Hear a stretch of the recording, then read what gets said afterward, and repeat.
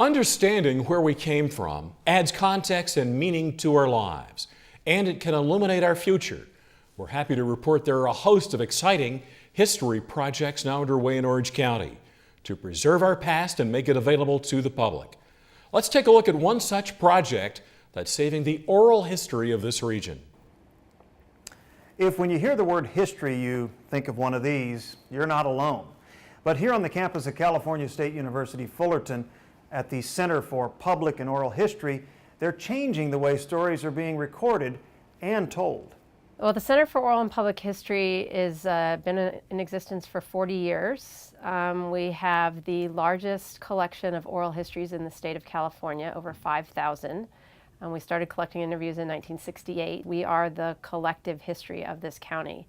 Anybody in Orange County, no matter what their background, could find a story related to their own life. I believe that the history of our area resides in the hearts and in the stories of the people who have lived it.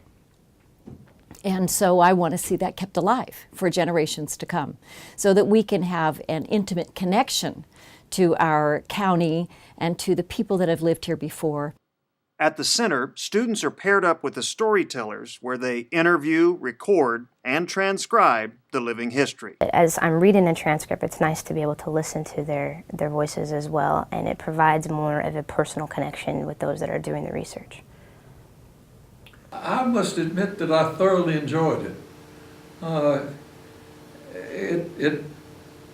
I ended up reliving a lot of interesting things that had occurred over my lifetime that I probably hadn't thought of in Lord knows how many years.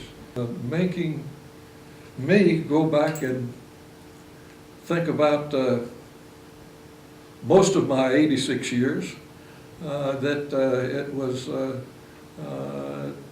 very fulfilling and fun.